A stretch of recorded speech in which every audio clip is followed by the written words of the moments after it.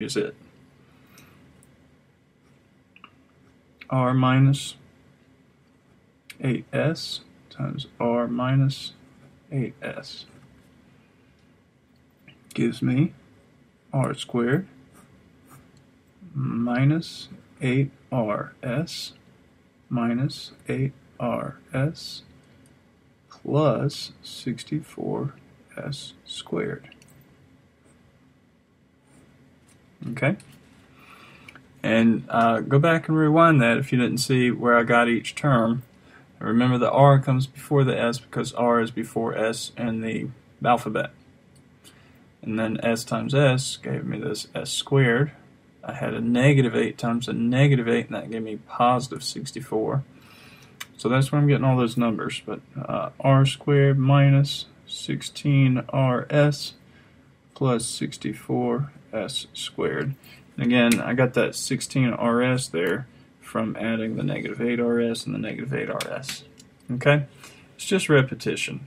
Okay? You have to keep working through these until you memorize how to approach them. So anyways, let's see if we can do this one the shortcut way. What I'm going to do is I'm going to square the first number. That's 100 A squared.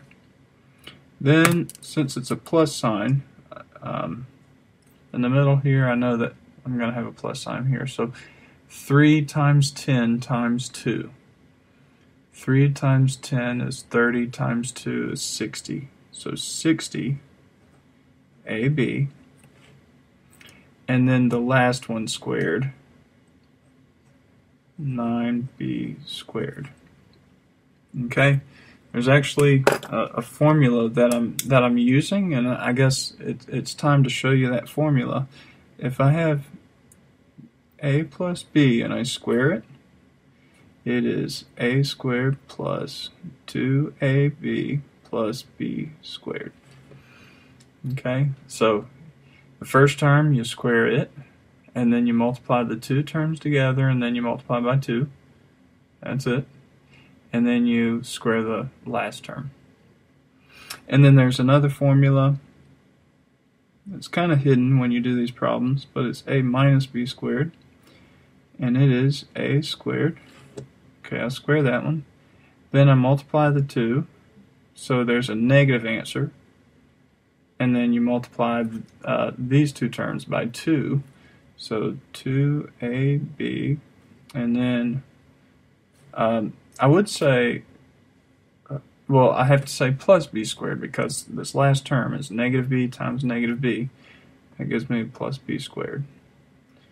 Okay, so these are actually formulas that you can use. However, I never did find them all that useful when I was learning algebra for the first time. Okay, but as a teacher, it seems like if we can pick up on this little shortcut, sometimes the problems go by a little bit quicker. Alright?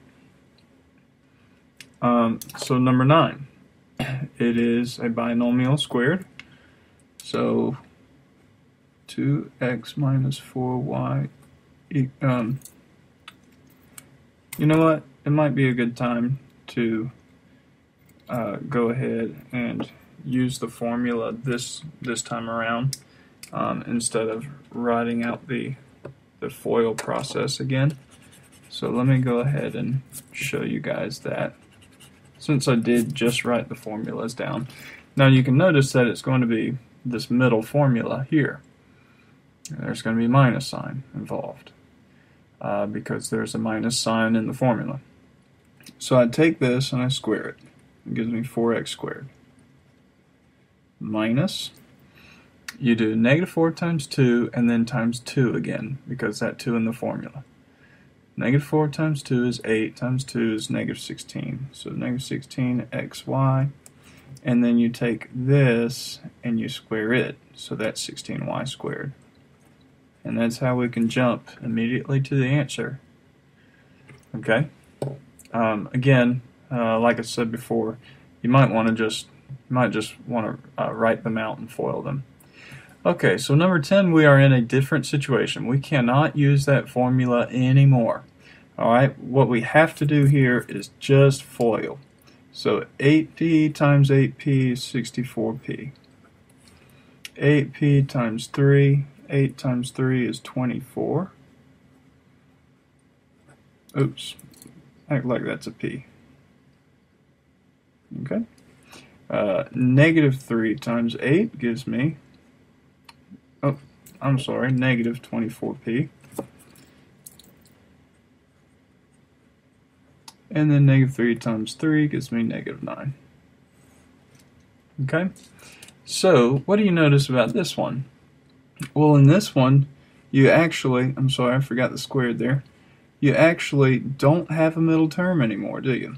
Because when you add the middle terms together, they cancel out.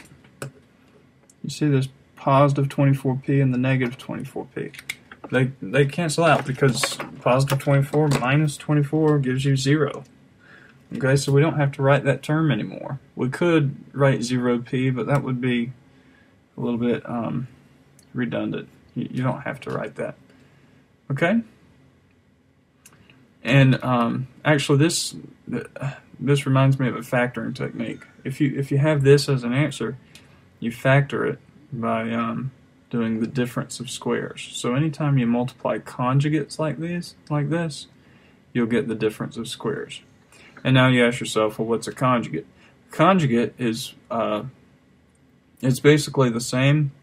It's almost the same binomial, except for there is a sign change in one of them.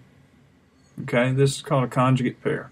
And when you multiply them, it gives you a difference, hence the subtraction sign, a difference of squares. And a lot of the times, these are going to be perfect squares. Okay? So, let's keep on moving. I'll keep teaching you a couple of multiplication methods that people like to teach and also people like to learn. Okay, so so here we go. If we're going to FOIL this, we're just going to take 11t times 11t is 121t squared. 11t and negative 4 gives me negative 44t plus 44t and then minus 16. And again, those middle terms cancel out. So what you're going to find out whenever you multiply conjugate pairs, the middle term cancels. So 121t squared minus 16. And notice how these are perfect squares now. 121 is 11 times 11, 16 is 4 times 4.